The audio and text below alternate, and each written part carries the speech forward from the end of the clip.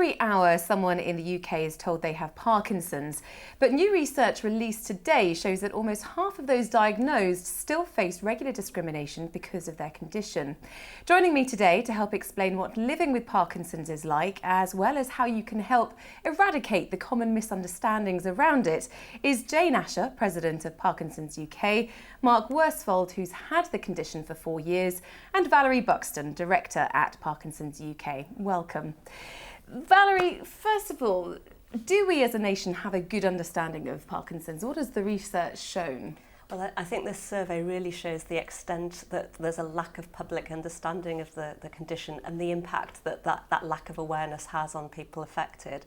As you mentioned, around half of people affected report having experienced direct discrimination as a result of their Parkinson's.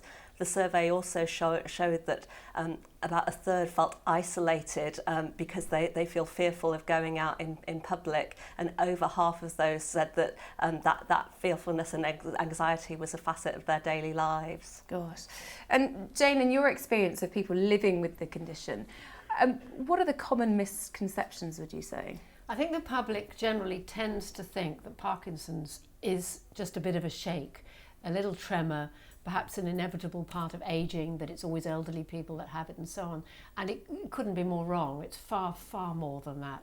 It affects the whole way that you move. It can cause pain, which is often not discussed. A friend of mine who has it sometimes describes it as a crushing sensation. It can affect your mind in that you can suffer from depression, and not just because you have this relatively unpleasant disease.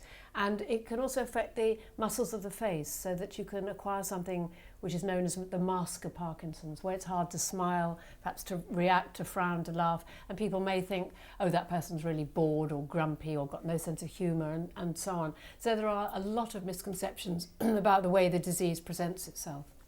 Now, Mark, in your time of living with Parkinson's, you've got quite an incredible story, haven't you? Tell us about that. I was watching the Olympic cycle race, which is going through Surrey, and I was trying to get home to my daughter's birthday party, but I couldn't get through the crowd, so I thought I'll sit and watch the cycle race. I sat on a wall, and unbeknown to me, because of my movements or non-movements, the police became very suspicious. And just as the cycle race was coming past, I was dragged off the wall, handcuffed, thrown to the ground, sat on. And I think the words were, "You're not going to spoil today's race, matey boy. I'm arresting you because I've been watching you. You haven't been smiling." And to which I went, "I've got Parkinson's. You haven't been enjoying yourself. You haven't been getting into the mood of the Olympic feeling. I've got Parkinson's, and you've been fidgeting a lot." And I kept going, "I've got Parkinson's." In fact, when I was actually taken to the police station, I started shaking, and they said, "Don't worry, mate. It's just the nerves kicking in. It's just adrenaline going." And I said, "I've got Parkinson's. You're not listening to me." Just goes to show the importance of awareness, doesn't it, really? Yeah. Valerie, what can friends and relatives of people who may have Parkinson's do you think? Well, we'd really encourage people to visit our website, where there's details of our helpline that people can ring for free advice and support. There's also an online forum where they can share experiences and get the help of other people in a similar situation. And there's a whole range of information and resources there.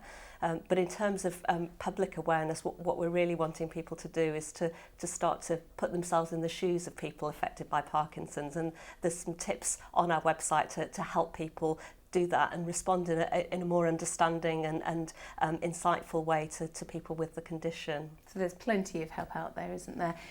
Jane, what do you think we can do to raise public awareness? Well, I think, as Valerie said, certainly to go to the website and learn a little bit more about it. But just to go around our daily life, maybe thinking that person behaving strangely, that person I think is drunk or is unfriendly or is weird, that person might have Parkinson's. If we could just all be that little bit more tolerant and kind and nice to each other, as with so much in life, it really would help. Well, especially when there are so many with the condition as well. Well, my thanks to Jane Asher, Mark Worsfold and Valerie Buxton for joining us. If you want to find out more about living with Parkinson's, go to www.parkinsons.org.uk. Thanks for watching. Goodbye.